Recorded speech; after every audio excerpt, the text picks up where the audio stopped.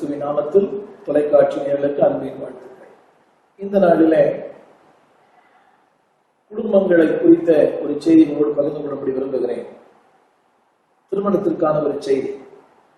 திருமணங்கள் என்பது தேவனால் நிச்சயிக்கப்பட்ட ஒன்று. மனிதன் பாவம் செய்வதற்கு முன்பதாகவே திருமணங்கள் தேவனால் ஏற்படுத்தப்பட்டது. It's a divine plan of God. Not only is a plan of God, it is a divine purpose of God. தேவனுடைய திட்டம், தீர்மானங்கள். அன்பானவர்களே, திருமணங்கள் வெறும் இன்பங்களுக்காக மட்டுமல்ல, தேவ நோக்கத்தை, தேவ சித்தத்தை, தேவனுடைய அந்த விருப்பத்தை இந்த பூமியிலே மனிதன் நிறைவேற்ற வேண்டும் என்பதற்காகவே தேவன் திருமணத்தை உண்டு பண்ணினார். ஒரு மாபெரும் தேவ மனிதன் செல்வன் ஹியூஸ் என்க பக்தர் இப்படி சொன்னார், தேவன் தம்முடைய அன்பை வெளிப்படுத்த பல நிலைகளிலே பிரயாசப்பட்டாராம். தேவனை, மனிதனை தான் நேசிக்கிறேன் என்பதை வெளிப்படுத்த பல நிலைகளிலே அதை வெளிப்படுத்த முயன்றார். He wants to show his love in various ways, but he could not achieve.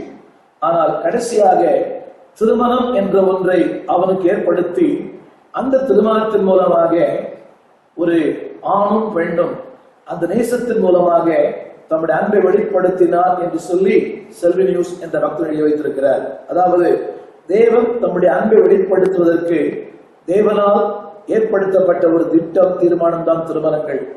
இன்றைக்கு அநேக திருமணங்கள் குழப்பங்கள், பாடுகள், பிரச்சனைகள். ஒரு உலகத்திலே சமீபத்தில் ஆய்வு நடத்தப்பட்டது.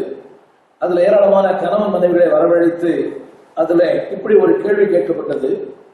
அதாவது மறுஜன்மம் என்று இருக்குமேயானால் இதே கணவன் அல்லாவிட்டால் இதே மனைவி உங்களுக்கு கணவனாய் வர வேண்டுமா, இவரே உங்களுக்கு புருஷனாய் வர வேண்டுமா என்று கேட்கப்பட்ட போது 100% மக்கள் சொன்னார்களா, இந்த நரகமே எனக்கு போதும், இன்னொரு நரகம் எனக்கு தேவையில்லை.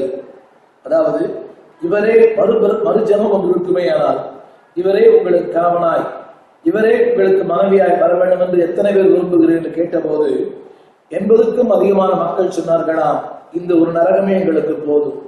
இது கேட்கவதற்கு ஒருவேளை வேடிக்கையா இருக்கலாம், இதை ஒருவேளை ஏற்றுக்கொள்ள உங்கள் உள்மனம் மறுக்கலாம். எப்படியானாலும் உண்மை என்னவென்றால் அன்பானவர்களே, அதாவது பல நேரங்களிலே எதிர்பார்க்கிற வாழ்க்கை அமைவதில்லை. ஆனால் தேவன் நம்முடைய வாழ்க்கையை அமைத்ததே ஒரு மேலான நோக்கம். ஆரம்பத்தில் சொன்னது போல God wants to fulfill his plan and purpose in man's life. That's why he ordained marriage. Tamil வேதாகமத்தில் எழுதப்பட்டிருக்கு ordain. இந்த ordain என்ற வார்த்தை புனிதமானது. அதனுடைய அர்த்தம் என்னவென்றால் அன்பானவர்களே, திருமணம் என்பது it is not a contract, it is a covenant. அதாவது திருமணம் என்பது ஒரு உடன்படிக்கை அல்ல, அது ஒரு ஒப்பந்தம். அன்பானவர்களே, ஒப்பந்தங்கள் உடைக்கப்படலாம், ஆனால் உடன்படிக்கை உடைக்கப்படாது. ஒப்பந்தங்கள் என்பது மனிதனுக்கும் ஏற்படுகிற ஒன்று, ஆனால் உடன்படிக்கை தேவனுக்கும் மனிதனுக்கும் ஏற்படுகிற ஒன்று. ஒப்பந்தங்கள் குறுகிய காலம், உடன்படிக்கை நீண்ட காலம். Contract can be broken, but covenant cannot be broken. இன்றைய திருமணங்கள் அதிகமாக சொல்லப்படுகிறது. அதாவது திருமண ஒப்பந்தம் அந்த வார்த்தையே தவறு. திருமணங்கள் ஒப்பந்தங்கள் அல்ல, அது உடன்படிக்கை. It is not a contract, it is a covenant. மல்கியா 2:14 எழுதப்பட்டிருக்கிறது, இவள் உன் உடன்படிக்கையின் தோழி. அப்படியானால் திருமணம் என்பது ஒரு ஒப்பந்தங்கள் அல்ல. கொஞ்ச நாள் வாழ்வேன், அதாவது எனக்கு ஒத்து வராவிட்டால் விட்டு விடுவேன், அது அல்ல. அன்பானவர்களே, இன்றைக்கு மேலை நாடுகளிலே திருமணங்கள் சட்டையை மாற்றுவது போல, அதாவது ஒரு 5 ஆண்டுகள் வாழ்ந்தாலே மிகப்பெரிய சாதனை. பலமுறை மேல்நாடுகளுக்கு போகிற வாய்ப்பை பெற்றிருக்கிறேன். அவர் கேட்பார்கள், ஸ்டீவன் அவர் living with one lady for 30 years. யோசித்து பாருங்கள், 30 ஆண்டுகள் ஒருவரோடு வாழ்ந்தால் அவளுக்கு அது மிகப்பெரிய சாதனை. அங்கேயும் 50 ஆண்டுகள் 60 ஆண்டுகள் வாழ்ந்த சாதனையாளர் இருக்கிறார்கள். ஆனால் காரணம் என்னவென்றால் அவர்கள் திருமணத்தை மதிக்கிற அளவுக்குத்தான் வாழ்க்கை இருக்கும். காலம் சென்ற தமிழகத்தின் முதல்வர் மாமேதை அறிஞர் அண்ணாதுரை இப்படி ஒரு முறை சொன்னார், திருமணம் என்பது முற்றுகையிடப்பட்ட ஒரு கோட்டை. அதாவது வெளியே இருக்கிறவர் எப்பொழுது உள்ளே போகலாம் என்று ஆசைப்படுகிறான், உள்ளே போனவன் எப்போது வெளியேறலாம் என்று ஆதங்கப்படுகிறான். ஒருவனுக்கு உள்ளே வர ஆசை, இன்னொருவனுக்கு வெளியேற ஆசை. ஏதாவது திருமணங்களிலே மாறுபட்ட பல கருத்துக்கள் உண்டு. ஆனால் தேவனால் ஏற்படுத்தப்படுகிற திருமணங்கள் நிச்சயமாகவே அந்த திருமணங்களிலே ஒரு மகிழ்ச்சி உண்டு, ஒரு சந்தோஷம் உண்டு, ஒரு உயர்வு உண்டு. There will be happiness, there will be a healthiness and there will be highestness. அந்த குடும்பத்திலே ஒரு மகிழ்ச்சி இருக்கும், ஆரோக்கியம் இருக்கும், உயர்ந்த வாழ்க்கை இருக்கும். இன்றைக்கு திருமணத்தை குறித்த ஒரு செய்தியை உங்களோடு பகிர்ந்து கொள்ள விரும்புகிறேன். பிரசங்கியின் புஸ்தகம் 4ஆம் அதிகாரம் 1ஆம் வசனத்திலே இப்படி சொல்கிறது, கேளுங்கள். ஒண்டியாய் இருப்பதிலும் இருவர் கூடி இருப்பது நலம், அவர்களுடைய பிரயாசத்தினால் அவர்களுக்கு நல்ல பலன் உண்டாகும். இது ஆங்கில வேதாகமத்தில் இப்படி எழுதப்பட்டிருக்கிறது, two are better than one because they have good return என்று எழுதப்பட்டிருக்கிறது. அன்பானவர்களே, they have a good return. Tamil வேதாகமத்திலே நலம் என்று எழுதப்பட்டிருக்கிறது. இன்னொரு வேதாகமத்திலே good return. அது இப்படி சொல்ல விரும்புகிறேன், அதனால் அன்பானவர்களே வாழ்க்கையிலே மிகச்சிறந்த முதலீடுகள் உண்டு. அன்பானவர்களே, இதை இப்படி சொன்னால் உங்களுக்கு புரியும் என்று நினைக்கிறேன். இருவர் கூடி இருப்பது, இங்கே 9, 10, 11, 12 ஆகிய 4 வசனங்களிலே ஒரு வார்த்தை திரும்ப திரும்ப வருகிறது, இருவரும் இருவரும் இருவரும் இருவரும். அந்த இருவர் ஒரு ஆணும் ஆணும் அல்ல, ஒரு பெண்ணும் பெண்ணும் அல்ல. அன்பாலே வேத ஆராய்ச்சியாளர் சொல்கிறார்கள், அது ஒரு ஆணையும் பெண்ணையும் குறித்து எழுதப்பட்ட வார்த்தை. அதை போலத்தான் மத்தேயு 18:19 அல்லாமலும் நீங்கள் வேண்டிக் கொள்ள போகிற எந்த காரியத்தை குறித்தாகிலும் இருவர் ஒருமனப்பட்டிருந்தால் அந்த இருவருக்குள்ள ஒரு ஆணும் ஆணும் அல்ல, ஒரு பெண்ணும் பெண்ணும் அல்ல, ஒரு சகோதரனும் சகோதரியும் அல்ல, கணவனும் மனைவியும். அன்புக்குரியவர்களே, சேர்ந்து ஜெபிக்கிற கணவன் மனைவி மட்டுமே சேர்ந்து வாழ முடியும். அன்பானவர்களே, husband and wife pray together, they can only live together. இந்த குடும்பங்களிலே இது மிகப்பெரிய அபூர்வங்கள். சகோதரோடு ஜெபிப்பார்கள், சகோதரிகள் சகோதரோடு ஜெபிப்பார்கள். ஆனால் கணவனோடு சேர்ந்து ஜெபிக்கிற மனைவிகள் குறைவு, மனைவியோடு சேர்ந்து ஜெபிக்கிற கணவர்களும் குறைவு. அதற்கு பல காரணங்கள் இருக்கலாம். ஆனால் தேவன் எதிர்பார்க்கிற ஒன்று, இருவர் கூடி இருந்தால் ஆங்கில வேதம் சொல்கிறது it is good return. அன்பானவர்களே, இன்னொரு மொழிபெயர்ப்பு good rest. அங்கே ஒரு இளைப்பாறுதல் உண்டு.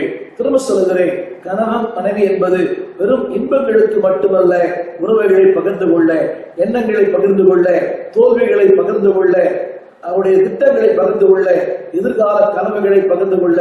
இன்றைக்கு குடும்பங்கள் மனம் விட்டு பேசுகிற குடும்பங்கள் மிக குறைவு. ஒரு இப்படி சொன்னார், திருமணத்துக்கு முன்பாக ஏராளமாய் பேசுகிறான், திருமணத்துக்கு பிறகு SMS மூலமாய் பேசுகிறான். திருமணத்திற்கு முன்பாக மணிக்கணக்காய் பேசுகிறான், திருமணம் ஆன பிறகு எஸ் ஆர் நோ, இந்த 2 வார்த்தைகள் மட்டுமே வருகிறது. இதற்கு காரணம் என்னவென்றால் கசப்பு, இடைவெளி, மனத்தாங்கள். ஆனால் திருமறை சொல்லுகிற வார்த்தை ரெஸ்ட். அன்பானவர்களே, அதாவது அந்த மெய்யான இளைப்பாறுதல் குடும்ப வாழ்க்கையில் உண்டு. ரெஸ்ட் என்ற வார்த்தைக்கு பல அர்த்தங்கள் உண்டு. அதுல திருமறை சொல்லுகிற ரெஸ்ட் என்ற வார்த்தைக்கு REST, righteousness of God, E, earnestness of God, S, strength of God, T, truth of God. தமிழில் சொல்லுகிறேன், தேவனுடைய நீதி வெளிப்படுகிறது, தேவனுடைய உண்மை வெளிப்படுகிறது, தேவனுடைய சத்தியம் வெளிப்படுகிறது, தேவனுடைய பலன் வெளிப்படுகிறது. இதைத்தான் வேதம் சொல்கிறது, இருவர் கூடியிருப்பது நலம். அடுத்த சொற்கள் சொல்லுகிறது, அவருடைய பிரயாசத்தினால் நல்ல பலன் உண்டு. ஆங்கில வேதாகமத்திலே இப்படி சொல்லப்பட்டிருக்கிறது, குட் ரிவார்ட். அன்பானவர்களே, நல்ல பலன். இதைத்தான் வேதம் சொல்கிறது, மனைவியை கண்டடைகிறவன் நன்மையானதை கண்டடைகிறான். Good reward. அன்பானவர்களே, ரிவார்ட் அதாவது பலன், அதாவது பலன் பெறுவதற்கு நிறைய வாய்ப்புகள் இருக்கிறது. ஆனால் குடும்ப வாழ்க்கையிலே நல்ல பலன் உண்டு. சில நேரங்களிலே அன்பானவர்களே, இந்த எதிர்மறையான குடும்பங்களுக்கு என்ன காரணம் என்றால், அன்பான சகோதரனே, அன்பான சகோதரியே, சில நேரங்களிலே கணவனை வைத்து மனைவி உருவாக்குகிறார், மனைவி வைத்து கணவனை உருவாக்குகிறார்கள். அநேகர் சொல்லுகிற வார்த்தை, இந்த கணவனோடு நான் வாழவே முடியாது. சிலர் சொல்லுவார்கள், இந்த மனைவியோடு நான் வாழவே முடியாது. அன்பானவர்களே, வேடிக்கையா சொல்லுகிற வார்த்தை என்னவென்றால், தெரியாத பிசாசை விட தெரிஞ்ச பிசாசை ரொம்ப பரவாயில்லை. அன்பானவர்களே, அதாவது it's a good to know the unknown devil, the known devil, அதாவது sorry, இது is a known devil rather than unknown devil. இதனுடைய அர்த்தம் என்னவென்றால், குடும்ப வாழ்க்கையிலே it's a good reward, நல்ல பலன்களை குடும்ப வாழ்க்கையிலே கர்த்தர் வைத்திருக்கிறார். தொடர்ந்து 10ஆம் வசனத்தை வாசிக்க கேளுங்கள். ஒருவன் விழுந்தால் அவன் உடனாளி அவனை தூக்கி விடுவான். ஒண்டியா இருந்து விழுகிறவனுக்கு ஐயோ, அவனை தூக்கிவிட துணை இல்லையே. நம்மளுடைய வாழ்க்கை என்பது ஒரு பெரிய போராட்டம், அதுவும் குடும்பம் மிகப்பெரிய போராட்டம். ஒரு முறை ஒரு தகப்பனும் மகனும் ஒரு திருமண நிகழ்ச்சிக்கு சென்றிருந்தார்கள். அந்த திருமண நிகழ்ச்சியில மகன் தகப்பனை பார்த்து கேட்டான், அப்பா, எல்லா திருமணங்களிலேயும் ஆணும் பெண்ணும் கைப்பிடிக்கிறார்களே, என்ன காரணம்? இது எல்லா சமயத்திலும் எல்லா மார்க்கங்களிலும் கைப்பிடிக்கிறார்கள், என்ன காரணம்? அதற்கு தகப்பன் சொன்னாரா, மகனே, அவள் இருவரும் இன்னும் சில நாட்களுக்கு பிறகு பாக்ஸில் இறங்க போறாங்க. அந்த பாக்ஸ்ல இறங்கிறதுக்கு முன்னால அவங்க ஷேக் ஹேண்ட் பண்ணிக்கிறாங்க. நீங்க கிரிக்கெட்ல பார்த்திருப்பீங்க, எதிர்மறையான டீம் ஆடுவதற்கு முன்னதாக 2 ஆட்டக்காரர்களுமே ஒருவர் கை குலுக்கிக் கொள்வார்கள். அதற்கு பிறகுதான் அந்த ஆட்டம் சூடு பிடிக்கும். அவர்கள் பந்தை வீசி எறிவதும் அடுத்தவருடைய மண்டையை பிளப்பதும் இவை எல்லாத்துக்கு முன்பாக ஒருவரை கை குலுக்கிக் கொள்கிறார்கள். அவர் விடுக்கையே சொன்னார், அவ இன்னும் கொஞ்ச நாள்ல சண்டா போட போறாங்க, அதுக்கு முன்னால ஷேக் ஹேண்ட் பண்றாங்க. இதுல ஒருவேளை வேடிக்கையா இருந்தாலும் அதுல சில உண்மைகள் இருக்கிறது. ஆனால் திருமறை சொல்லுகிறது, குடும்ப வாழ்க்கை சண்டைக்காக அல்ல. அந்த வார்த்தை அழகா சொல்கிறது, ஒரு விழுந்தால் இன்னொரு தூக்கி விடுவான். அந்த அர்த்தம் என்னவென்றால், அதாவது ரெஸ்டோர் என்ற வார்த்தை ஆங்கிலத்திலே பயன்படுத்தப்பட்டிருக்கிறது. இந்த குடும்பங்களிலே அன்பானவர்களே, தூக்கி எடுக்கிற மனைவிகள் மிக குறைவு, தூக்கி எடுக்கிற கணவர்களும் மிக குறைவு. மனைவிகளை குறை சொல்லுகிற, கணவனை குறை சொல்லுகிற, கடந்த காலத்திலே நீ அப்படி செய்தாய், கடந்த காலத்திலே இப்படி செய்தாய், உன் தகப்பன் அப்படி செய்தான், உன் தாய் அப்படி செய்தான், உன் குடும்பங்கள் இப்படி செய்தது. அன்பானவர்களே, இன்னைக்கு நான் குடும்பங்களிலே பார்க்கிற ஒரு உண்மை என்னவென்றால், அநேக குடும்பங்களிலே ஒரு மனைவிக்கு அவர்கள் வீட்டிலிருந்து யாராவது வந்தால் சந்தோஷம், அவர் வீட்டிலிருந்து யாராவது வந்தால் அவருக்கு ஜலதோஷம். புரியும் நினைக்கிறேன்.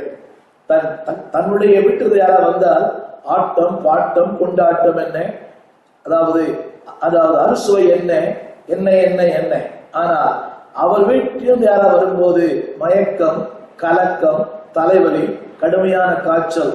அவர் வீட்டிலிருந்து வந்தால் சந்தோஷம், அவர் கணவனுடைய வீட்டிலிருந்து வந்தால் ஜலதோஷம்.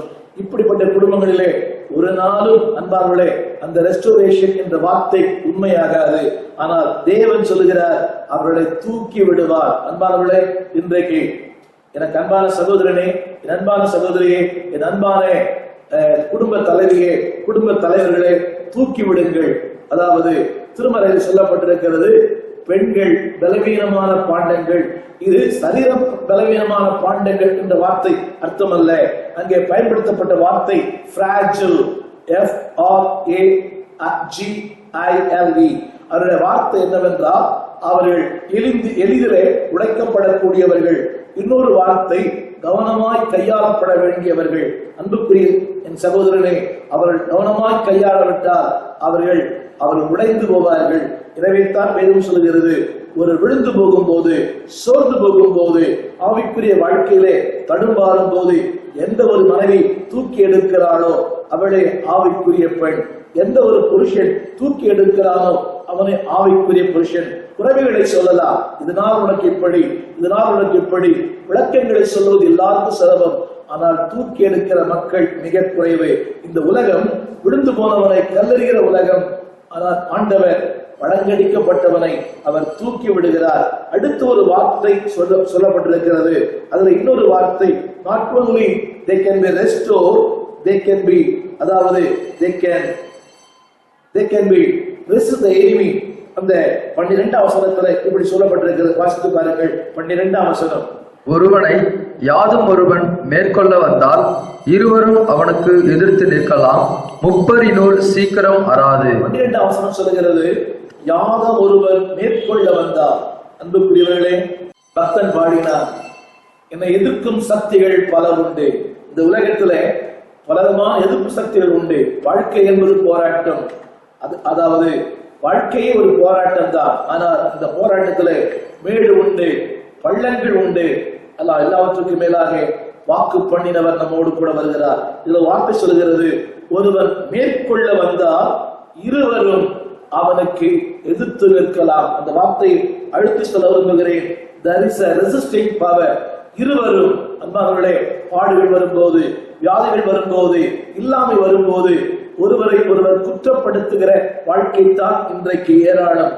இங்கே திருமறையிலே லூக்கா சுவிசேஷம் 1ஆம் அதிகாரத்துல ஒரு அன்பான கணவன் மனைவி எழுதப்பட்டிருக்கிறது. அவர்கள் சகரியா, எலிசபெத்து, அவர்கள் இருவரும் குற்றமற்றவர்கள். தேவனுடைய முன்பாக அவர்கள் குற்றம் தீர்க்கப்படாதவர்கள். ஒருவேளை அன்பானவர்களே, தன்னுடைய பிள்ளை இல்லாததற்கு காரணம் அவன் மனைவியை குற்றம் சாட்டியிருக்கலாம், அவள் இவனை குற்றம் சாட்டியிருக்கலாம். ஆனால் ஒருவரை ஒருவர் குற்றம் சாட்டவில்லை. திருமறை சொல்லுகிறது, அவர்கள் எதை செய்து வந்தார்களோ அதை தொடர்ந்து செய்து வந்தார்கள். ஆண்டவரை விடவில்லை, தேவாலயத்தை விடவில்லை, ஊழியத்தை விடவில்லை, தேவனுடைய அந்த நம்பிக்கை விடவில்லை. எனவேதான் இந்த உலகத்துக்கே சந்தோஷத்தை கொடுக்கிற ஒரு தீர்க்கன் அவர் குடும்பத்தில் பிறந்தார். இன்றைக்கு குறை சொல்லுவது மிக எளிது, அது யார் வேண்டுமானாலும் சொல்லலாம். ஆனால் அந்த வாழ்க்கையின் பிரச்சனை வரும்போது எந்த ஒரு கணவன், எந்த ஒரு மனைவி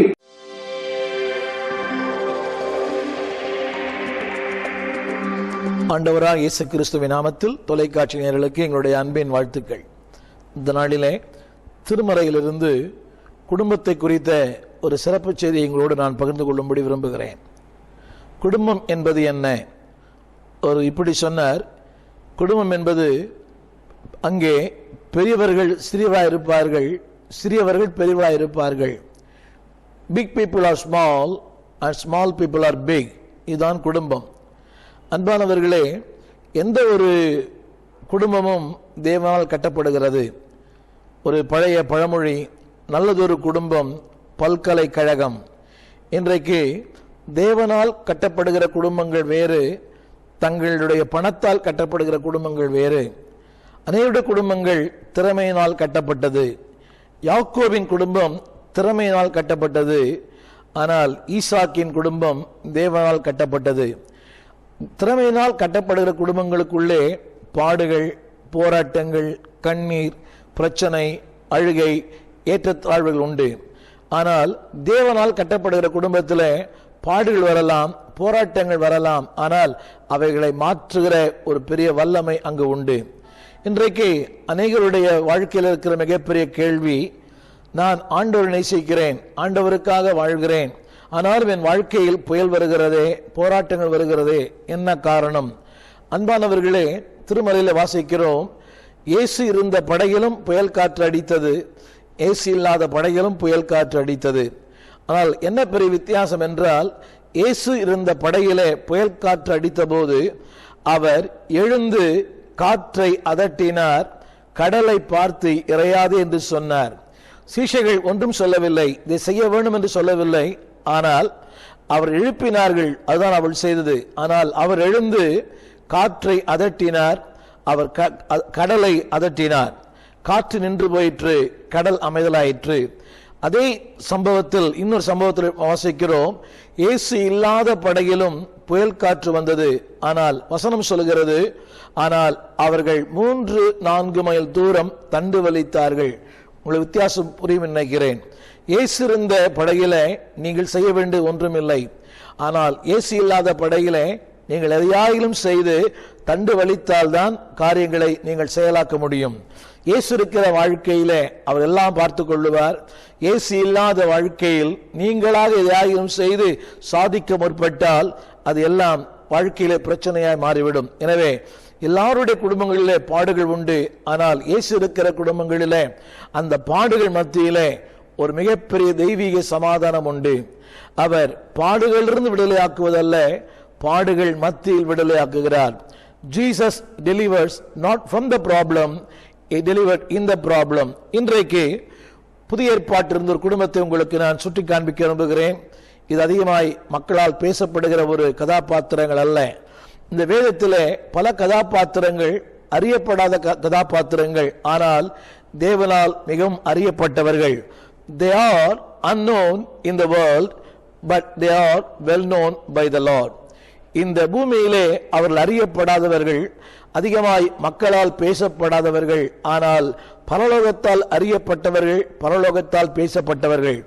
அப்படி அறியப்படாத ஒரு குடும்பத்தை இன்றைக்கு உங்களுக்கு முன்பாக வைக்க விரும்புகிறேன்.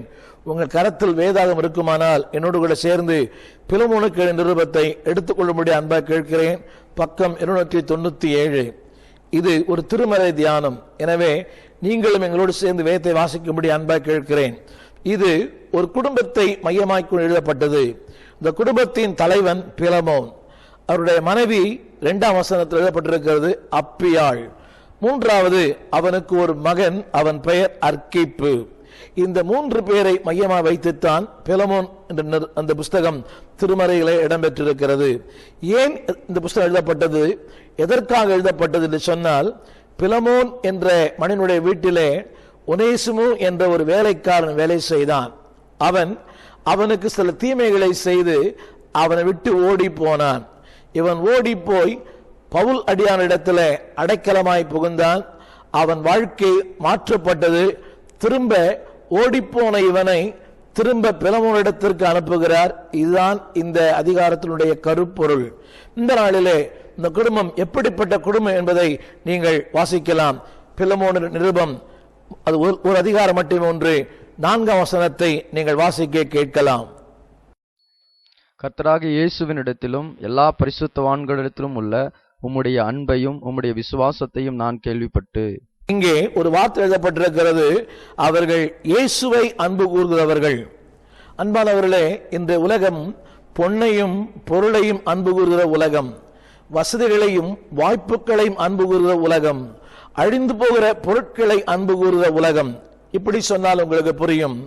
உலகம் பாதி, தேவன் பாதி. உலகமும் வேண்டும், தேவனும் வேண்டும். ஒரு டிஎல் மூடி என்ற பக்தன் இப்படி சொன்னார், இன்றைய கிறிஸ்தவர்கள் ஆலயத்திலே பசுத்தவான்கள் அதிகமாய் பாடல் பாடி இப்பொழுதுதான் பரலோகத்து வந்தது போல ஒரு தோரணை, அவள் ஆடுவதும் பாடுவதும். வீதிகளிலே தூதர்கள் அவருடைய கரத்தில் வேதத்தை வைத்துக் கொண்டு அவர் நடக்கிற அந்த நடை பார்ப்பதற்கே மிக கம்பீரமான தோற்றம். ஆலயத்திலே பசுத்தவான்கள், வீதியிலே தூதர்கள், ஆனால் வீட்டுக்குள்ளே லூசிபர்கள். இதை நான் சொல்லவில்லை, ஒரு மிகப்பெரிய தேவமனிதனாகிய டிஎல் மோடி சொல்லுகிறார். ஆலயத்தில் பசுத்தவான், வீதியிலே தூதன், ஆனால் வீட்டுக்குள்ளே லூசிபர்கள். அன்பான ஒரு மாறுபட்ட ஒரு வாழ்க்கை. ஆலயத்தில் இருப்பது போல வீடுகளில் இல்லை, வீடுகளில் இருப்பது போல ஆலயத்துக்குள் இல்லை. ஒரு முரண்பட்ட, ஒரு மாறுபட்ட, ஒரு போலியான வாழ்க்கை. ஆனால் இந்த பிலமோனை குறித்து ஆவியானவர் சொல்கிறார், இவர்கள் இயேசுவினிடத்தில் அன்பு வைத்த ஒரு குடும்பம். எத்தனை பெரிய சாட்சி! இன்றைக்கு நாமும் அன்பு வைக்கிறோம், நாம் எல்லாரும் அன்பு வைக்கிறோம். ஆனால் ஒரு குறிப்பிட்ட அளவுக்கு நம்முடைய தேவைகளுக்காக, தேவைகள் சந்திக்கப்படுகிற வரை அன்பு கூறுகிறோம். தேவைகள் சந்திக்கப்பட்ட பிறகு ஆண்டவருக்கு ஒரு குட் பை சொல்லிவிடுகிறோம். அன்பானவர்களே, யோவான் சுவிசேஷம் 13ஆம் அதிகாரம் 1 வசனம் இப்படி சொல்கிறது, இயேசு தம்முடைய இடத்தில் அன்பு வைத்தபடியே அன்பு வைத்தார். அந்த வார்த்தையை நீங்கள் சற்று வேதத்தில் எடுத்து பாருங்கள்.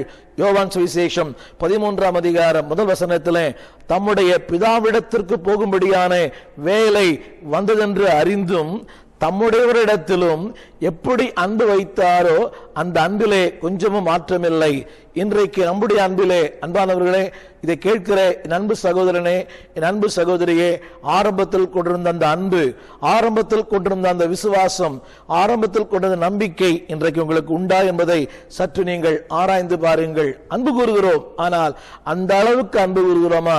வசதிகள் வந்தவுடன், வாய்ப்புகள் வந்தவுடன் அன்பிலே ஒரு தாட்சி வந்து விடுகிறது. we are distracted by this world. இந்த உலகத்தால் நாம் திசை திருப்பப்படுகிறோம். நம்முடைய விளைவு என்ன? அந்த அன்பிலே குறைவுபடும் போது வாழ்க்கையிலே குழப்பங்கள், there is a disturbance in our life. அந்த குழப்பங்கள் எண்ணத்தை கொடுக்கிறது, that lead into destruction. அது வாழ்க்கையிலே ஒரு மிகப்பெரிய அழிவை உண்டு பண்ணுகிறது. இன்றைக்கு ஆண்டவரை நேசித்து ஆண்டவருக்கு என்று வாழ்ந்த பலருடைய வாழ்க்கையிலே அந்த ஆதி அன்பு இல்லை என்பதை நாம் மனதார ஒத்துக்கொள்ள வேண்டும். இதைத்தான் திருமறை சொல்லுகிறது, ஆதியிலே கொண்டிருந்த அன்பை விட்டா என்று உன் பேரில் எனக்கு குறை உண்டு. இது எல்லாருக்கும் நடக்கிற ஒன்று. ஆனால் இந்த பக்தன் சொல்லுகிறான், கர்த்தராகிய கிறிஸ்துவின் மேல் இருக்கிற உம்முடைய அன்பு. they love the Lord. ஆண்டவரை நேசிக்கிற குடும்பம், ஆண்டவரை நேசிக்கிற ஒருவன் தேவனுடைய வார்த்தையை நேசிப்பான். தேவனுடைய வார்த்தையை நேசிக்கிறவன் தேவனுடைய வீட்டை நேசிப்பான். தேவனுடைய வீட்டை நேசிக்கிறவன் தேவ ஊழியத்தை நேசிப்பான். if you love the Lord, you will love the word. If you love the word, you will love the church. If you love the church, you will love your pastor. இன்றைக்கு அடுத்த வசனம் சொல்கிறது, அவர் எல்லா பரிசுத்தவான்களிடத்தில் அன்பு வைத்தாராம். எத்தனை பேர் ஆச்சரியம் பாருங்கள். இன்றைக்கு இயேசுவிடத்தில் அன்பு வைக்கலாம், தேவனிடத்தில் அன்பு வைக்கலாம். இந்த வார்த்தை சொல்லுகிறது எல்லா பரிசுத்தவான்களிடத்திலும். நான் ஒரு சபையின் போதனா இருக்கிறேன். என் மக்கள் என்னிடத்தில் அன்பு கூறுவார்கள், அது இயல்பு. ஆனால் என் மக்கள் அடுத்த திருச்சபையின் போதத்தில் அன்பு கூறுவார்களா என்பது கேள்விக்குறி. என் மக்களே என்னை அன்பு கூறுவார் என்பதும் ஒரு பெரிய கேள்விக்குறித்தான். இன்றைக்கு ஊழியனை நேசிக்கிற மக்கள் மிக குறைவு. அன்பானவர்களே, ஊழியனை குறித்த விமர்சனங்கள், ஊழியனை குறித்த அதிருப்திகள் எல்லாருக்கும் உண்டு. ஆனால் இவர் சொல்லுகிறார், எல்லா பரிசுத்தவான்களிடத்தில் இருக்கிற உம்முடைய அன்பையும் உம்முடைய விசுவாசத்தையும் நான் கேள்விப்படுகிறேன். கவனியுங்கள், இது இவராக சொல்லி விளம்பரப்படுத்திக் கொள்கிற ஒரு சுய விளம்பரம் அல்ல. பவுலடியான் அவருடைய அன்பையும் அவருடைய விசுவாசத்தையும் கேள்விப்பட்டிருக்கிறார். அன்பானவர்களே, இன்றைய கிறிஸ்தவ சபைகளிலே சுய விளம்பரங்கள் ஏராளம். சுய விளம்பரங்களுக்கு குறைவே இல்லை. இன்றைக்கு மக்கள் எதிர்பார்க்கிறார்கள். அநேக மக்கள் கூட நான் இதை செய்தேன், நான் இதை செய்தேன் என்று போதகர் சொல்ல வேண்டும். அப்படி சொல்லாவிட்டால் அடுத்த வாரத்தில் அங்கே மிகப்பெரிய பூகம் ஏற்படுகிறது. அன்புக்குரியவர்களே, உலகம் உங்களை பாராட்டுகிறதோ இல்லையோ, உலகம் உங்களை மதிப்பிடுகிறதோ இல்லையோ, பரலோகம் உங்களை பாராட்டுகிறது. 87ஆம் சங்கீதம் 5ஆம் வசனம் சொல்கிறது, நீங்கள் செய்கிற ஒவ்வொரு காரியங்களையும் ஆண்டவர் தொகையிடுகிறார்.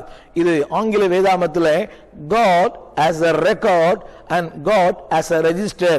யார் உங்களை பாராட்டுகிறார்கள் இல்லையோ, பரலோகம் உங்களை பாராட்டுகிறது.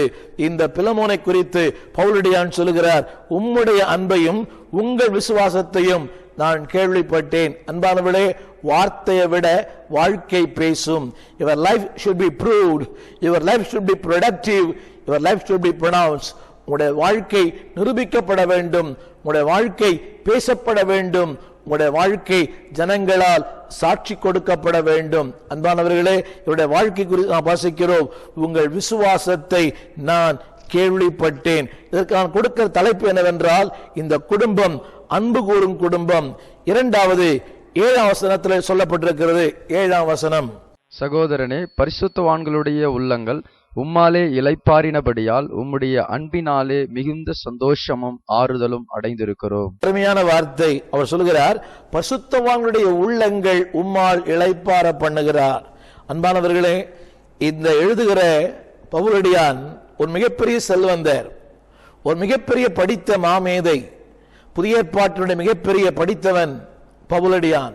பழைய ஏற்பாட்டிலே மிகப்பெரிய படித்தவர் மோசே, செல்வத்திலே வாழ்ந்தவர். ஆனால் அவர் சொல்லுகிறார், அதாவது பரிசுத்தவானுடைய உள்ளங்களை நீர் இளைப்பாற பண்ணினீர். எத்தனை பெரிய சாட்சி! அன்பான சகோதரனே, அன்பான சகோதரியே, ஒரு ஊழியனை இளைப்பாற பண்ணுவது நீங்கள் கொடுக்கிற காணிக்கை அல்ல.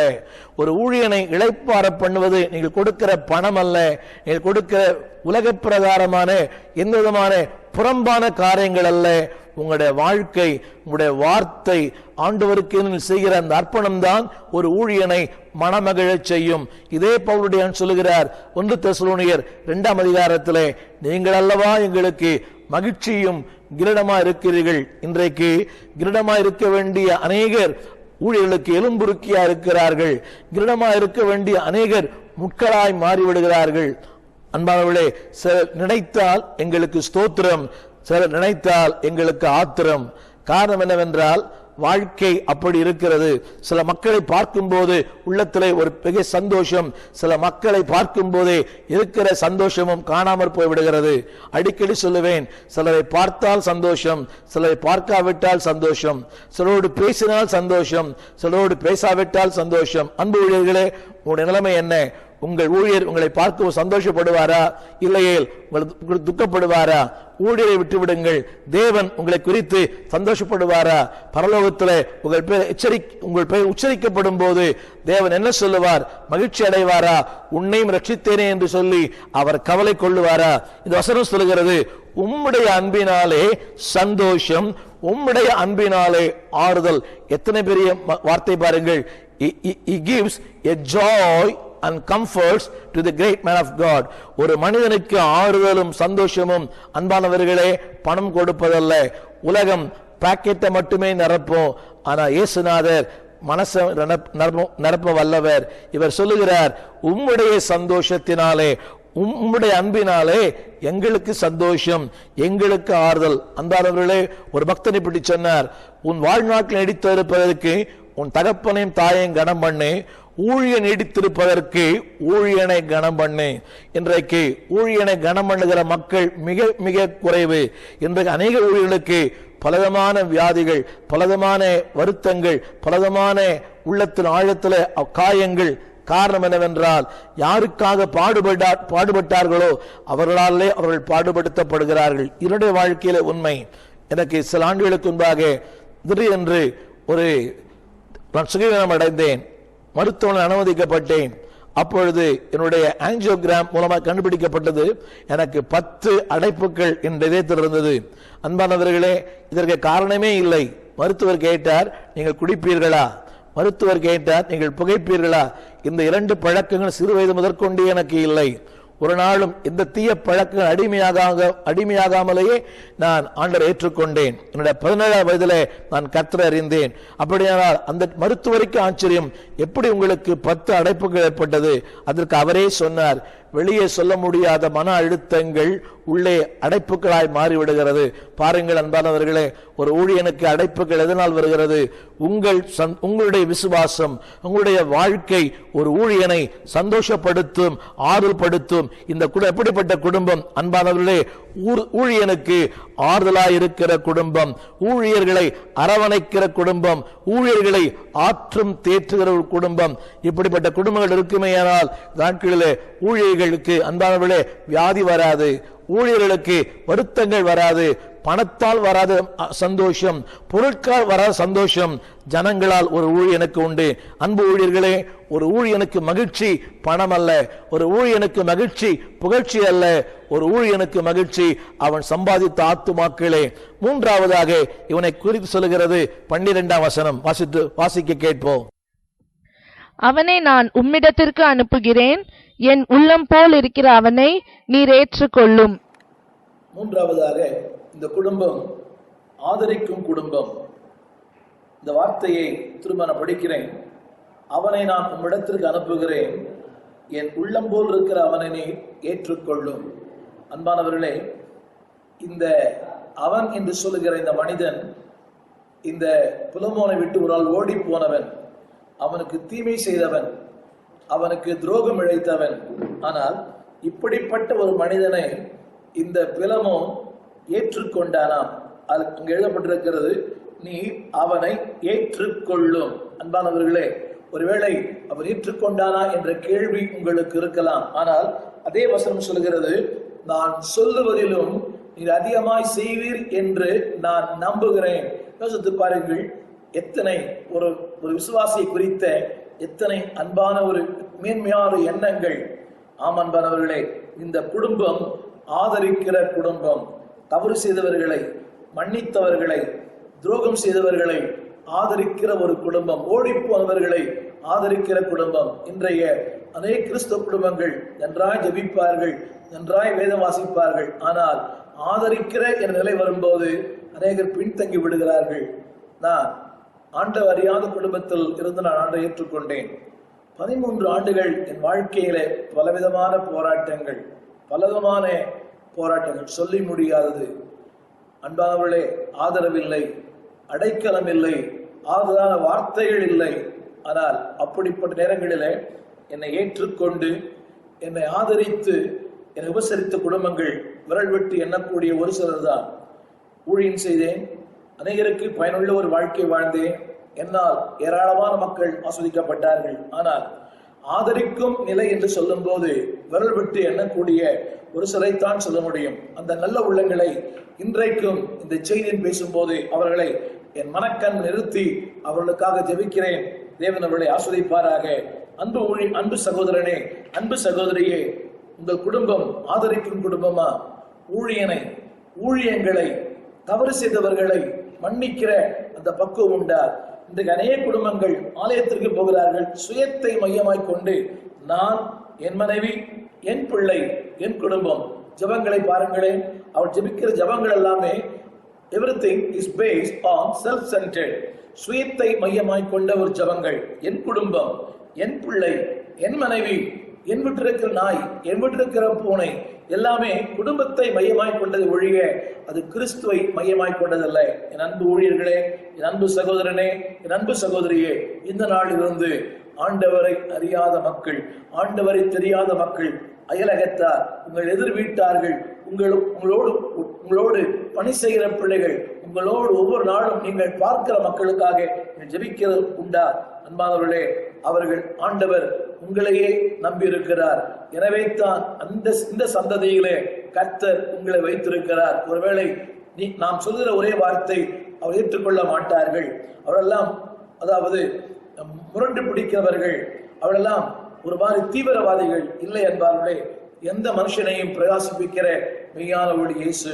என் ஆரம்ப நாட்களிலே அதிகமாக நான் வாதங்களை செய்தேன், அதிகமாய் நான் தேவையற்ற பட்டிமன்றங்களின் போல நான் கிறிஸ்தவத்தை குறித்தும் இயேசுவை குறித்தும் அதிகமாய் பேசுவேன். ஆனால் எந்த இயேசுவை குறித்து நான் தரக்குறவாய் பேசினேனோ அதே ஆண்டவருக்கு இன்றைக்கு நான் ஊழியம் செய்கிறேன். ஆனால் அப்படிப்பட்ட நேரங்களிலே என்னை ஆதரித்த குடும்பங்களாலே இன்றைக்கு நான் ஊழியனாய் இருக்கிறேன். அன்பானவர்களே, உங்களால் ஆதரிக்கப்பட்ட குடும்பங்கள் எத்தனை பேர்? உங்களால் துரத்தப்பட்ட குடும்பங்கள் எத்தனை பேர்? இந்த நாளிலே ஊழியனை ஆதரியுங்கள், ஊழியங்களை ஆதரியுங்கள். காடு மேடுகளிலே ஊழியம் செய்கிற மிஷனரிகளை ஆதரியுங்கள். உங்கள் குடும்பம் ஒரு ஆதரிக்கும் குடும்பமாய் மாற ஆண்டவர் உதவி செய்வாராக. அடுத்தபடியாக 4வது குறிப்பு சொல்லுகிறேன். 20ஆம் வசனத்திலே இந்த வார்த்தை சொல்லுகிறது, உம்மாலே எனக்கு பிரயோஜனம் உண்டாகட்டும். அன்பானவர்களே, இந்த வசனத்தினுடைய சத்தியம் என்னவென்றால் இது ஆதாயம் செய்யும் குடும்பம். முதலாவது சொன்னேன், ஆதரிக்கும் குடும்பம், இது ஆதாயம் செய்யும் குடும்பம். யாரை தெரியுமா? யாரை? ஓடி போனவனை. அவன் சொல்லுகிறான் 18ஆம் வசனத்திலே, அவன் உமக்கு யாதொரு அநியாயம் செய்ததும் உம்மிடத்தில் கடன்பட்டதும் உண்டானால் அதை என் கணக்கிலே வைத்துக் கொள்ளும். அன்பானவர்களே, யோசித்து பாருங்கள். இன்றைக்கு நாம் இது கேட்கிற பல உள்ளான காயங்களாலே, வெளியான காயங்களாலே, உறவுகளாலே, உடன் ஊழியர்களாலே காயப்படுத்தப்பட்டிருக்கலாம். நான் பல நேரங்களிலே என்னுடைய உடன் ஊழியர்களால் அதிகமாய் காயப்படுத்தப்பட்டேன், உடன் ஊழியர்களால் அதிகமாய் வேதனைப்படுத்தப்பட்டேன். என்னுடைய இயக்கத்திலிருந்து ஒருவர் என்னை போல ஒரு கையெழுத்தை போட்டு 10 கையெழுத்து போட்டு பத்திரத்தையே மாற்றி இன்றைக்கு அந்த இடத்துல அவர் போதகராக இருக்கிறார். அவரையும் ஒரு ஸ்தாபனம் அங்கீகரித்து அவருக்கும் ஊழியர் என்று கொடுத்திருக்கிறது. 15,000 ரூபாய்க்காக நான் அந்த சபையும் அந்த இடத்தையும் என்னை போல ஒரு போலி கையெழுத்து போட்டு, அன்பானவர்களே, ஆனால் அவர் கையெழுத்து போட்ட அந்த நாளிலே என்னுடைய பாஸ்போர்ட் சொல்லுகிறது லண்டன் ஈத்ரூ, நான் ஆகாயமானத்துல அன்றைக்கு நான் லேண்டிங் ஆயிருக்கு என்று சொல்லி அந்த முத்திரையை சொல்லுகிறது. ஆனால் இதில் வேடிக்கை என்னவென்றால், அன்பானவர்களே, இதற்கு அவரை ஒரு ஸ்தாபனம் ஏற்றுக்கொண்டது. அது மட்டுமல்ல, சட்டமும் அவர் ஏற்றுக்கொண்டது. அந்த தொடுக்கப்பட்ட வழக்கிலே அவருக்கு சாதகமான தீர்ப்பு கிடைத்தது. காரணம் என்னவென்றால், அந்த வாதத்துக்கு நாங்கள் சரியாய் அதாவது அங்கே ஆஜராகவில்லை என்ற காரணத்தினாலே எக்ஸ்பார்ட்டியர் என்ற நிலையிலே அவரும் இன்றைக்கு ஊழியம் செய்கிறார். அன்பானவர்கள், யோசித்து பாருங்கள். இன்றைக்கு பல காயங்கள். ஆனாலும் ஒன்றை சொல்ல விரும்புகிறேன். வேதம் சொல்லுகிறது, அப்படிப்பட்டவர்களையும் ஆதாயம் செய்கிற மனப்பக்குவம் உங்களுக்கு இருக்குமேனால் நீங்கள் தான் சூப்பர் ஸ்டார், நீங்கள் தான் இந்த உலகத்திலே மிகப்பெரிய சாதனையாளர்களாய் மாற முடியும். இந்த பிலமோன், ஆண்டவர் வேதம் சொல்கிறது, அந்த குடும்பம் ஆதாயம் செய்யும் குடும்பம்.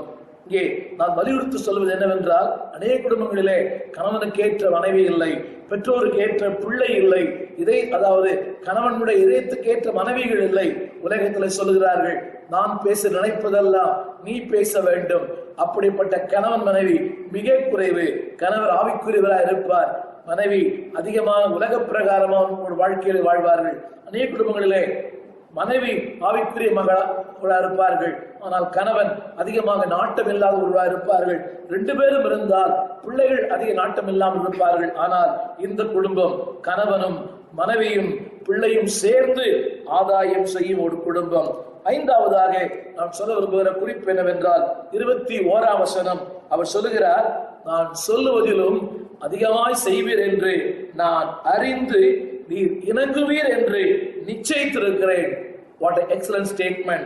யோசித்து பாருங்கள், நான் சொல்லுவதிலும் நீர் அதிகமாய் செய்வீர். அன்பான சகோதரனே, அன்பான விசுவாசியே, உன் ஊழியன் உன்னை குறித்து இப்படி சொல்லுவாரா? நான் சொல்லுவதிலும் அதிகமாய் செய்வார். நான் 1 சொன்னால் அவர் 2 செய்வார். யோசித்து பாருங்கள், உலகத்தில் சொல்வது போல எல்லுன்னு சொன்ன உடனே அவர் என்னையா இருப்பார். இதுதான் இன்றைய கிறிஸ்தவ வாழ்க்கை, இதுதான் ஊழியத்தினுடைய மேன்மை, இதுதான் ஒரு ஊழியனுக்கு மகிழ்ச்சி. அவர் சொல்லுகிற வார்த்தை, நான் சொல்லுவதிலும் அதிகமாய் செய்வேன். இன்றைய காலகட்டத்தில் மனைவிகளே புருஷன் சொல் பேச்சை கேட்பதில்லை, பிள்ளைகள் பெற்றோர் சொல்லை கேட்பதில்லை, விசுவாசிகள் ஊழியனுடைய பேச்சை கேட்பதில்லை, ஊழியர்கள் ஸ்தாபனத்தாருடைய பேச்சை கேட்பதில்லை. காரணம், ஒரு குறிப்பிட்ட அளவுக்கு வளர்ந்தவுடனே நாம் ஏன் அவர் கீழ்ப்படிய வேண்டிய ஒரு இண்டிபெண்டன்ஸ் ஸ்பிரிட். அன்பானவர்களே, இண்டிபெண்டன்ட் என்ற வார்த்தையை ஆங்கிலத்தில் நீங்கள் படித்து பார்த்தால் ஒரு விளக்கம் புரியும். இண்டிபெண்டன்ட் என்றால் தான்றோடித்தனமாக தனிக்காட்டு ராஜாவாக இருப்பதல்ல. அர்த்தமே ஏம் ஐ டிபெண்டன்ட், நான் அவரையே சார்ந்து வாழ்கிறேன், அவருக்குள் வாழ்கிறேன். இந்த குடும்பத்தை குறித்து பவுலடியான் சொல்லுகிறார், நான் நீ சொல்லுவதிலும் அதிகமாக செய்வீர் என்று மட்டுமல்ல, நீர் இணங்குவீர் என்று நிச்சயித்தறிந்திருக்கிறேன். அன்பானவர்களே, இந்த குடும்பம் அர்ப்பணிக்கப்பட்ட குடும்பம், ஊழியரின் எண்ணங்களுக்கு, ஊழியின் ஆசைகளுக்கு வடிவம் கொடுக்கிற குடும்பம். அன்பானவர்களே, இப்படிப்பட்ட குடும்பங்களை திருச்சபை எழுப்ப நான் ஜெபிக்கிறேன். இதை கேட்கிற ஒவ்வொருவரும் அப்படிப்பட்ட குடும்பங்களாக, அர்ப்பணிக்கப்பட்ட குடும்பங்களாக நீங்கள் மாற வேண்டும் என்று நான் ஆசைப்படுகிறேன். கடைசியாக, இந்த குடும்பம் தேவனால் ஆஸ்வதிக்கப்பட்ட குடும்பம், பரலோக தேவனுடைய ஆசீர்வாதத்திற்கு உட்படுத்தப்பட்ட குடும்பம். 24ஆம் வசனம் சொல்கிறது, என் உடன் வேலையாட்களாகிய மார்க்குவும் அரிஸ்தர்க்கும் தேமாவும் லூக்காவும் உமக்கு வாழ்த்துக்கள் சொல்லுகிறார்கள். திரும்ப சொல்லுகிறேன், என் உடன் வேலையாளாகிய மார்க்கு, அரிஸ்தர்க்கு, தேமா, லூக்கா அத்தனை பேரும் உமக்கு வாழ்த்து சொல்லுகிறார்கள். அர்த்தம் என்னவென்றால், இத்தனை பேரும் இந்த குடும்பத்திலே வந்து தங்கி தரித்து உண்டு புசித்து உறங்கி இந்த குடும்பத்தால் நன்மை பெற்றிருக்கிறார்கள். எத்தனை பேர் ஆசீர்வாதம் பாருங்கள். ஒரு ஊழியன் ஒரு குடும்பத்தை ஆசீர்வதித்தாலே அது மிகப்பெரிய ஆசீர்வாதம். இங்கே பல ஊழியர்கள், யார்? மார்க்கு, அரிஸ்தர்க்கு, தேமா, லூக்கா, இத்தனை பேரும் ஆஸ்வதிக்கப்படும் போது அந்த குடும்பம் எத்தனை ஆசீர்வாதமாக இருக்கும். அன்பானவர்களே, இந்த குடும்பம் ஆண்டவரால் ஆஸ்வதிக்கப்பட்ட குடும்பம், பசுத்தவான ஆசீர்வாதத்திற்கு உட்படுத்தப்பட்ட குடும்பம். இந்த நாளிலே இந்த செய்தியை கேட்டுக்கொண்டிருக்கிற என் அன்பு சகோதரனே, உன் வாழ்க்கை நிலை என்ன? இந்த குடும்பம் அன்பு கூறும் குடும்பம், 2வது அரவணைக்கும் குடும்பம், 3வது இந்த குடும்பம் ஆதரிக்கிற குடும்பம், 4வது ஆதாயம் செய்யும் குடும்பம், 5வது அர்ப்பணிக்கும் குடும்பம், 6வதாக தேவனுடைய ஊழியனுடைய ஆசீர்வாதத்திற்கு உட்படுத்தப்பட்ட குடும்பம். அன்பானவர்களே, ஒரு ஊழியன் ஆஸ்வதிக்காவிட்டால் தேவன் ஒரு நாளும் ஒரு மனிதன் ஆஸ்வதிக்க முடியாது.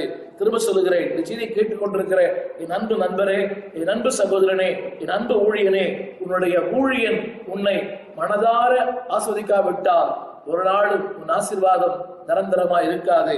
இந்த செய்தியை கேட்டுக்கொண்டிருக்கிற என் ஊழியனே, எந்த ஸ்தாபனத்தை சார்ந்தவராக இருந்தாலும், எந்த ஊழியத்தை செய்வா இருந்தாலும், உன் தலைமை உன்னை மனதார ஆஸ்வதிக்காவிட்டால் ஒரு நாளும் அந்த ஆசீர்வாதம் அங்கீகாரம் பெறாது.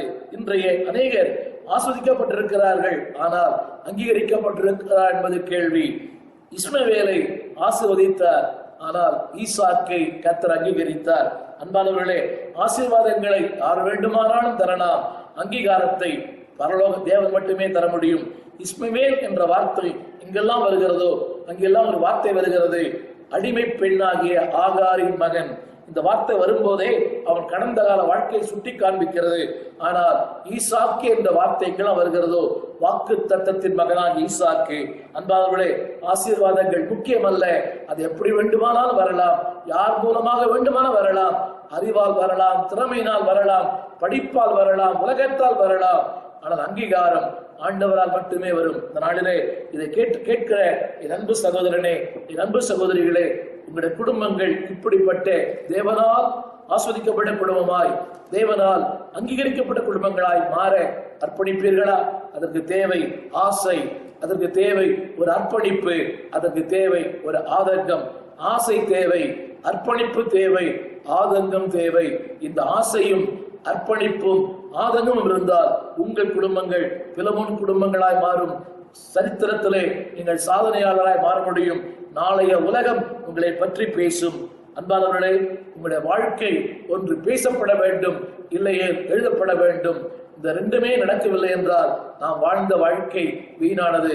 My life should be what to read or what to write.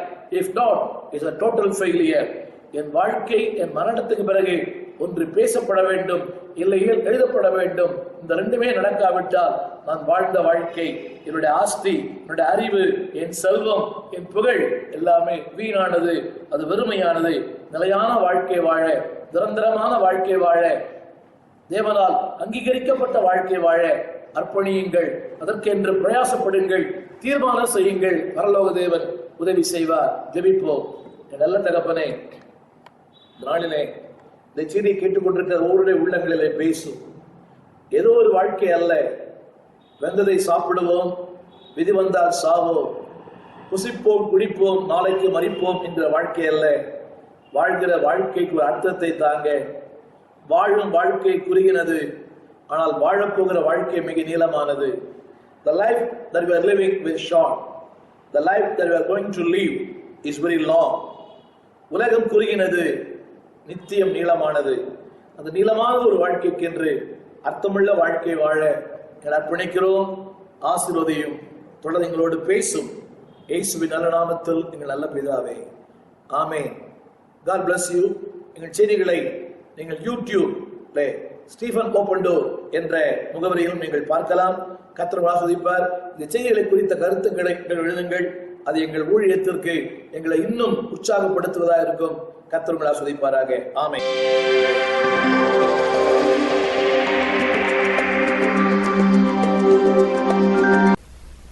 ஆண்டவராக இயேசு கிறிஸ்துவின் நாமத்தில் தொலைக்காட்சி நேயர்களுக்கு அன்பின் வாழ்த்துக்கள். இந்த நாளிலே மார்க்கு சுவிசேஷம் 2ஆம் அதிகாரத்திலிருந்து சில சத்தியங்களை உங்களோடு நான் பகிர்ந்து கொள்ளும்படி விரும்புகிறேன். இந்த செய்தியினுடைய தலைப்பு என்னவென்றால், இயேசு உங்கள் வீட்டில் இருப்பார் என்றால் உங்களுடைய வீடு, உங்களுடைய வாழ்க்கை எப்படிப்பட்ட வாழ்க்கையாய் மாறும்? இன்றைக்கு அன்பானவர்களே, உலகம் வெளித்தோற்றத்தை வைத்து தீர்ப்பு செய்கிறது. ஆனால் கர்த்தருடைய மதிப்பீடு வெளித்தோற்றத்தை மையமாய் கொண்டு அல்ல. மார்க்கு சுவிசேஷம் 2ஆம் அதிகாரம் 1 வசனம் சொல்லுகிறது, சில நாட்களுக்கு பின்பு அவர் மறுபடியும் கப்பர்நகூமுக்கு போனார். அவர் வீட்டில் இருக்கிறார் என்று ஜனங்கள் கேள்விப்பட்டார்கள். உடனே வாசலுக்கு முன்னும் பின்னும் நிற்க இடம் போதாதபடி அநேகர் கூடி வந்தார்கள். அவர்களுக்கு வசனத்தை போதித்தார். இன்றைக்கு என்னுடைய செய்தி என்னவென்றால், இயேசு அந்த வீட்டில் இருக்கிறார் என்று ஜனங்கள் கேள்விப்பட்டார்கள். இந்த செய்தியை கேட்டுக்கொண்டிருக்கிற என் அன்பான சகோதரனே, இயேசு உங்கள் வீட்டில் இருக்கிறாரா? உங்கள் வீட்டில் இருக்கும் ஆண்டவர் மாத்திரம் இருப்பாரானால் எல்லாம் நிறைவாயிருக்கும். உங்கள் வீட்டிலே எதுவும் இருக்கலாம், இல்லாமல் இருக்கலாம், அது முக்கியம் அல்ல. இருக்க வேண்டிய ஒருவர் இருந்தால் உங்கள் வாழ்க்கையில எல்லாம் சம்பூர்ணமாயிருக்கும். இந்த வீடு ஒரு சாதாரண ஒரு கூரை வீடு. ஆனால் இந்த வீட்டில இயேசு இருக்கிறார் என்று ஜனங்கள் கேள்விப்பட்டார்களாம். எத்தனை அருமையான வார்த்தை! இதை இப்படி சொல்ல விரும்புகிறேன். உங்கள் வீட்டில் இயேசு இருக்கிறார் என்று உங்களை சுற்றி இருக்கிற ஜனங்கள், அயலகத்தார், உங்கள் நண்பர்கள் கேள்விப்பட வேண்டும். இன்றைக்கு இருக்கிற விளம்பரங்கள் அன்றைக்கு இல்லை. இன்றைக்கு கிறிஸ்தவ வீடுகளுக்கு சில முகவரிகள் உண்டு. வெளியே வசனங்கள், ஆவிட்டால் ஒரு சிலுவை, ஏதோ ஒரு தோற்றத்தை வைத்து இது கிறிஸ்தவ வீடு என்பதை நாம் கணக்கிட்டுக் கொள்ளலாம். ஆனால் அந்த நாட்களிலே அன்பானவர்கள் இப்படிப்பட்ட முகவரிகள் இல்லை, இப்படிப்பட்ட விலாசங்கள் இல்லை, அடையாளங்கள் இல்லை. இந்த அடையாளங்கள் இல்லாத ஒரு காலகட்டத்திலே ஜனங்கள், வேதம் சொல்கிறது, ஜனங்கள் இயேசு இந்த வீட்டில் இருக்கிறார் என்று கேள்விப்பட்டார்கள். என்னுடைய முதல் குறிப்பு என்னவென்றால், இயேசு உங்கள் வீட்டில் இருப்பார் என்றால், முதலாவது, வாசலுக்கு முன்னும் பின்னும் நிற்க இடம் போதாது. அன்பானவர்களே, இயேசு உங்கள் வீட்டில் இருப்பார் என்றால் ஜனங்கள் உங்களை தேடி வருவார்கள். இன்றைக்கு நம்மை தேடி பலவிதமான மக்கள் வருகிறார்கள். ஆனால் அதில் பலர் வித்தியாச நோக்கங்களுக்காக வருகிறார்கள். ஒருவேளை கடன் வாங்க வருகிற மக்கள் ஒரு பக்கம், கொடுத்த கடனை திருப்பி கேட்க வருகிற மக்கள் ஒரு பக்கம். ஆனால் இயேசுவை காண திரளான ஜனங்கள் ஓடி வந்தார்கள். வசனம் சொல்கிறது, அவர் அவர்களுக்கு வசனத்தை போதித்தார். இயேசு உங்கள் வீட்டில் இருப்பார் என்றால், அன்பான number 1, there will be a fellowship. ஜனங்கள் உங்களை தேடி வருவார்கள். இன்றைக்கு அன்பான கர்த்தருடைய பிள்ளைகளே, இயேசு மட்டும் இருப்பாரானால் அநேகர் உங்களை தேடி ஓடி வருவார்கள். இப்படி சொன்னால் உங்களுக்கு புரியும். தேவனோடு கூட உங்களுக்கு சரியான உறவு இருக்குமானால் சக மனிதர்களோடு கூட உங்களுக்கு நல்ல உறவு இருக்கும். இன்றைக்கு தேவனோடு உறவு இல்லை, எனவே சக மனிதர்களோடு கூட உறவு இல்லை. Get right with God and you can get right with man. If have a fellowship with God, you can have a fellowship with the people. இன்றைக்கு அன்பானவர்களே, இயேசு இருப்பார் என்றால் முதலாவது திரளான ஜனங்கள் உங்களை தேடி வருவார்கள். இரண்டாவது, இயேசு கிறிஸ்து உங்கள் வீட்டில் இருப்பாரானால் அந்த வீட்டிலே தேவனுடைய வார்த்தை இருக்கும். வசனம் சொல்கிறது, அங்கே அவர்களுக்கு அவர் வசனத்தை போதித்தார். இன்றைக்கு அநேக வீடுகளிலே வசனம் வெறும் பெயரளவிலே, அதாவது வாசகங்களாக, அல்லாவிட்டால் அழகான அச்சிடப்பட்ட மிகப்பெரிய தாள்களாகத்தான் இருக்க ஒழிய மக்களுக்குள்ளே இன்றைக்கு வார்த்தை இருப்பதை சற்று யோசித்து பார்க்க வேண்டும். மல்கியா புஸ்தகம் சொல்லுகிறது, அவர்கள் கர்த்தருடைய வார்த்தை தேடுவார்களே. ஆமன்பானவர்களே, இன்றைக்கு ஜனங்கள் கர்த்தருடைய வார்த்தை தேடி அலைகிற ஒரு காலம். என் அன்பான சகோதரனே, உங்கள் வீட்டுக்கு வருகிற மக்களுக்கு நீங்கள் எதை போதிக்கிறீர்கள், எதை சொல்லுகிறீர்கள்? ஒருவேளை ஒரு இடத்துல நல்ல சிறப்பான ஆகாரம் இருக்கிறது, சிறப்பான ஒரு உடை விற்கப்படுகிறது, உடனே சொல்லுகிறோம், அந்த இடத்துல அந்த ஆகாரம் சிறப்பா இருக்கிறது, இந்த ஹோட்டல் சிறப்பா இருக்கிறது, இந்த கடை சிறப்பா இருக்கிறது. யோசித்து பாருங்கள், இவையெல்லாம் சொல்லுகிறோம். ஆனால் நீங்கள் கற்றுக்கொண்ட வார்த்தை, தேவன் உங்களுக்கு சொல்லி தந்த வசனங்கள், அன்றைய நாளிலே தேவன் உங்களுக்கு சொல்லிக் கொடுத்த தேவனுடைய வார்த்தைகளை மக்களோடு பகிர்ந்து கொள்கிறீர்களா? இயேசு உங்கள் வீட்டில் இருப்பாரானால் அங்கே வசனம் ஆளுகை செய்யும், வசனம் நிலைத்திருக்கும், வசனம் பேசப்படும். மூன்றாவதாக சொல்ல விரும்புகிறேன், இயேசு வீட்டில் இருப்பார் என்றால் there will be faith. வசனம் சொல்கிறது, அவர்கள் விசுவாசத்தை ஆண்டவர் கண்டு. அன்பானவர்களே, உங்கள் வீட்டில் இயேசு இருப்பாரானால் நீங்கள் ஆண்டவர் விசுவாசிப்பதை மற்ற ஜனங்கள் காணுவார்கள். இன்றைக்கு நாம் என்னை விசுவாசி என்று சொல்லிக் கொள்வதை விட ஜனங்கள் என்னை பார்த்து விசுவாசிக்கிறவன், கர்த்தருடைய ஊழியன், கர்த்தருடைய வார்த்தையை பேசுகிறவன் என்று 4 பேர் சொல்லுவதுதான் மிகப்பெரிய சாட்சி. வசனம் சொல்லுகிறது, அவர்கள் விசுவாசத்தை ஆண்டவர் கண்டு. அப்படியானால் இயேசு உங்கள் வீட்டில் இருப்பாரானால் ஜனங்கள் உங்களை பார்ப்பார்கள், உங்கள் வசனத்தை பார்ப்பார்கள், உங்கள் விசுவாசத்தை பார்ப்பார்கள். அன்பானவர்களே, வார்த்தையை விட வாழ்க்கைக்கு மிகுந்த வல்லமை உண்டு. Act speaks louder than the word. நீங்கள் எதை பேசுகிறீர்கள் என்பது முக்கியமல்ல, நீங்கள் எப்படி வாழ்கிறீர்கள். ஜனங்கள் உங்களை பார்க்கிறார்கள், என்ன பேசுகிறீர்கள் என்பதை பார்க்கிறார்கள். எதிர்மறையான சூழ்நிலைகளிலே நீங்கள் எப்படி பிரதிபலிக்கிறீர்கள் என்பதை ஜனங்கள் பார்க்கிறார்கள். வேதம் சொல்கிறது, அவர்கள் விசுவாசத்தை ஆண்டவர் கண்டார். 4வது குறிப்பாக, இயேசு உங்கள் வீட்டில் இருப்பாரானால் உங்கள் பாவங்கள் மன்னிக்கப்படும். There will be a forgiveness. அன்பானவர்களே, ஆண்டவர் இருப்பதனுடைய மிகப்பெரிய ஆசீர்வாதம் பாவங்கள் மன்னிக்கப்பட்ட ஒருவருடைய வாழ்க்கை மட்டுமே பேசப்படும். இன்றைக்கு அநேக கிறிஸ்தவ வீடுகளிலே பலவிதமான ஆர்ப்பாட்டங்கள், ஆர்ப்பரிப்புகள். ஆனால் பாவங்கள் மன்னிக்கப்பட்டதா என்றால் அதிலே மிகப்பெரிய கேள்விக்குறி. இயேசு இருந்த வீட்டிலே பாவங்கள் மன்னிக்கப்படும். அன்பானவர்களே, உங்கள் வீட்டிலே இயேசு இருப்பாரானால் உங்கள் பாவங்கள் மன்னிக்கப்படும். பாவங்கள் மன்னிக்கப்பட்ட வீட்டில் மட்டும்தான் இயேசு வாசம் செய்ய முடியும். லூக்கா சுவிசேஷம் 1ஆம் அதிகாரத்திலே சொல்லுகிறது, தேவதூதன் மரியாள் இருந்த வீட்டிலே அவன் அங்கே பிரவேசித்தான். அதனுடைய அர்த்தம் என்னவென்றால், அதனுடைய விளக்கம் என்னவென்றால், அன்பானவர்களே, அந்த நாசரேத்து ஊரிலே ஏராளமான வீடுகள் இருந்தது. எல்லா வீடுகளிலேயுமே இயேசு அங்கே அவர் உள்ளே செல்லவில்லை. இயேசு அந்த மரியாள் இருந்த வீட்டுக்குள்ளே இயேசு சென்றார். இதனுடைய அர்த்தம் என்னவென்றால், அன்பானவர்களே, ஆண்டவருக்கு தன்னை அர்ப்பணித்திருந்தாள். ஆண்டவரோடு கூட அவளுக்கு ஒரு உறவு இருந்தது. அந்த உறவுதான் தேவதூதனை அவள் வீட்டுக்குள்ளே அன்றைக்கு பிரவேசிக்க செய்தது. இன்றைக்கு நான் சொல்ல விரும்புகிற 4வது குறிப்பு, இயேசு உங்கள் வீட்டில் இருப்பாரானால் உங்களுடைய பாவங்கள் மன்னிக்கப்படும். 5வதாக, அன்பானவர்களே, இயேசு உங்கள் வீட்டில் இருந்தால் உங்களை யாரெல்லாம் குறை சொல்லுகிறார்களோ, அதாவது ஃபால்ட் ஃபைண்டர்ஸ் யாரெல்லாம், அடுத்த 8ஆம் வசனம் சொல்லுகிறது, அவருடைய சிந்தனைகளை இயேசு அறிந்தவராய்.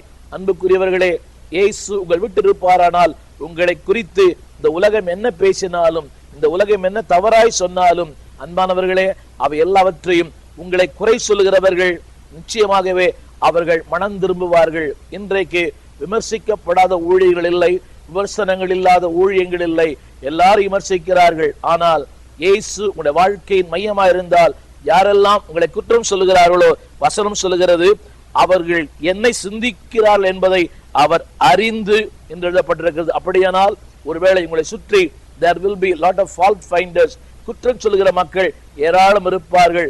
ஆனால் குற்றம் சொல்லுகிற மக்களுக்கு நீங்கள் நாள்தோறும் பதிலை சொல்லிக் கொண்டே இருப்பீர்களானால் அதுவே வாழ்க்கை முடிந்து போகும், வாழ்க்கை கசந்து போகும். ஆனால் இயேசு இருப்பார் என்றால் உங்களை குறை சொல்லுகிற மக்கள், குற்றப்படுத்துகிற மக்களுக்கு அவரே பதிலாய் இருப்பார். அடுத்தபடியாக நான் சொல்ல விரும்புகிற வார்த்தை 12ஆம் வசனம். வேதம் சொல்லுகிறது, அவர்கள் வசனம் இப்படி சொல்லுகிறது, அவர்கள் ஆச்சரியப்பட்டு நாங்கள் இப்படி ஒரு காலம் கண்டதில்லை என்று அவர்கள் தேவனை மகிமைப்படுத்தினார்கள். there is a fullness. அன்பானவர்களே, வேதம் சொல்லுகிறது, ஒரு காலம் இப்படி நாங்கள் கண்டதில்லை என்று தேவனை மகிமைப்படுத்தினார்கள். இன்றைக்கு சபைக்குள்ளே சென்று தான் கர்த்தரை மகிமைப்படுத்த வேண்டும் என்ற அவசியம் இல்லை. ஒரு மிகப்பெரிய கூட்டங்களிலே சென்றுதான் கர்த்தரை மகிமைப்படுத்த வேண்டும் என்ற அவசியம் இல்லை. உங்கள் வீடுகளிலே பிரவேசிக்கிற மக்கள் கூட உங்கள் வீட்டுக்குள் வரும்போது, நாங்கள் ஒரு காலம் இப்படி கண்டதில்லை, உங்கள் ஆகாரத்தை பார்த்தல்ல, உடையை பார்த்தல்ல, அங்கிருக்கிற அலங்கார பொருட்களை பார்த்தல்ல, உங்கள் வாழ்க்கையை பார்த்து ஜனங்கள் ஆச்சரியப்பட வேண்டும். அன்பானுடைய அதற்கு உங்கள் வீடு ஒரு மிகப்பெரிய ஆலயமாக, ஒரு மிகப்பெரிய வாய்க்கால்களாக, ஒரு மிகப்பெரிய அதற்கு ஒரு வழியாக அமைய ஆண்டவர் இன்றைக்கு உங்களை அழைக்கிறார். உங்களோடு பேசுகிற நான் 43 ஆண்டுகளுக்கு முன்பாக ஒரு நாள் மாலை வேளையிலே ஒரு சின்ன வீடு ராயப்பேட்டையிலே ஒரு வெள்ளிக்கிழமை மாலையிலே ஒரு ஜெப கூடுகைக்கு என் நண்பர் என்னை கூட்டிச் சென்றார். ஒரு சிறிய வீடு, அது ஒரு ஓடு வீடு. இன்றைக்கும் எனக்கு நினைவுக்கு வருகிறது, ராயப்பேட்டை ஐரோடிலே அன்பானவர்களை புதுக்கல்லூரிக்கு எதிரே ஒரு சிறிய ஓட்டு வீட்டிலே என் நண்பரனை கூட்டிக் கொண்டு போனார். செல்ல விருப்பமில்லை, ஆனாலும் அவரை பிரியப்படுத்த வேண்டும் என்று அந்த கூட்டத்திற்குள்ளே போனேன். 4 பேர் ஜெபித்துக் கொண்டிருந்தார்கள். அந்த ஜெப கூடுகையிலே ஆண்டவர் என்னோடு பேசினார், என்னோடு இடைப்பட்டார், என் பாவங்களை சுட்டி காட்டினார். அந்த வீடு அன்றைக்கு எனக்கு ரட்சிப்பின் வீடாய் மாறிற்று. இந்த நாளிலே உங்களுடைய வீடு எப்படிப்பட்ட வீடு என்பது குறித்து முக்கியம் அல்ல. அது பிரம்மாண்டமான வீடா இருக்கலாம், ஒருவேளை கூரை வீடா இருக்கலாம். நான் பேசுகிற இந்த வீடு ஒரு கூரை வீடு. எப்படி என்று சொன்னால், அவர்கள் கூரையை பிரித்து அவனை உள்ளே இறக்கினார்கள். அன்பானவர்களே, இந்த நாளிலே அந்த இயேசு உங்கள் வாழ்க்கையில் இருப்பாரானால் உங்களை தேடி வர மக்கள் சொல்லுவார்கள், நாங்கள் ஒரு நாளும் இப்படிப்பட்ட காரியங்களை கண்டதில்லை. there will be a fullness in your home. நான் சொல்ல விரும்புகிற வார்த்தை என்னவென்றால், ஆண்டவர் மட்டும் உங்கள் வாழ்க்கையில இருப்பாரானால், உங்கள் வீட்டில் இருப்பாரானால் உங்கள் வாழ்க்கை தலைகீழாய் மாறும். ஒரு சிறிய குறிப்பு இங்க சொல்ல விரும்புகிறேன். இந்த வீடு ஆண்டவர் வந்து போன பிறகு ஒரு ஓடு வீடாய் இருந்திருக்காது, கட்டாயம் அது ஒரு மாடி வீடாய் மாறி இருக்கும். எப்படி என்றால், ஒன்று சுகம் பெற்றவன் அதை மாடி வீடாய் மாற்றி கொடுத்திருப்பான், இல்லையேல் வீட்டின் உரிமையாளனே அவனே அதை திருத்தி மாடி வீடாய் ஆக்கியிருப்பான். உங்களுடைய கருத்து என்னவென்றால், ஆண்டவர் உங்களுடைய வாசம் பண்ணும் போது, உங்கள் வீட்டில் வரும்போது, you cannot be the same. உங்களுடைய வாழ்க்கை இருப்பது போல இருக்காது, அது தலைகீழாய் மாறும். வாழ்க்கை மாறும், உங்களுடைய வசதிகள் மாறும், உயர்வுகள் மாறும், எல்லாமே மாறும். இயேசு அந்த வீட்டில் இருந்த காரணத்தினாலே வாழ்க்கை மாறிற்று, வசதிகள் மாறிற்று, ஜனங்கள் மாற்றப்பட்டார்கள். எல்லாவற்றுக்கு மேலாக அன்பானவர்களே, உதவியற்ற ஒரு மனிதன் உதவி பெற்றான், செயல்படாத மனிதன் செயல்பட்டான். வாழ்க்கையிலே முடிந்து போன ஒரு வாழ்க்கை வாழ்ந்தவனுக்கு ஒரு ஆரம்பம் உண்டாயிற்று. இந்த நாளிலே உங்கள் வீடு ஒரு நம்பிக்கையின் வீடாக, ஒரு விசுவாசத்தை தூண்டுகிற வீடாக, மக்கள் ஆச்சரியப்படுகிற வீடாக உங்கள் வீடுகளை கர்த்தர் மாற்ற உங்களுக்காக ஜெபிக்க விரும்புகிறேன். எங்கள் நல்ல ஆண்டவரே, இந்த வேலைக்காக நன்றியோடு நாங்கள் நம்மை துதிக்கிறோம். எங்கள் வீடுகளிலே நீர் இருக்கிறீர் என்பதை எங்களை சுற்றி இருக்கிற ஜனங்கள் காணட்டும். ஆண்டவரே, உம்மை மகிமைப்படுத்தட்டும். அதற்கேற்ற வாழ்க்கை வாழ எங்களை தகுதிப்படுத்தும். எங்கள் வீடுகளிலே நீர் இருக்கிறீர் என்பதை எங்களை சுற்றி இருக்கிற அயலகத்தார் பார்க்கட்டும். Lord, we must make an impact in our society, in the place where we are living. நாங்கள் வசிக்கிற இடங்களிலே ஆண்டவரே, உம்முடைய நாங்கள் பிள்ளை என்பதை நாங்கள் நிரூபிக்க எங்களுக்கு ஒரு வாய்ப்புகளை தாரும். அதற்கேற்ற வாழ்க்கை வாழ உதவி செய்யும். இயேசுவின் நாமத்தில் நல்ல பிதாவே, ஆமென், ஆமென்.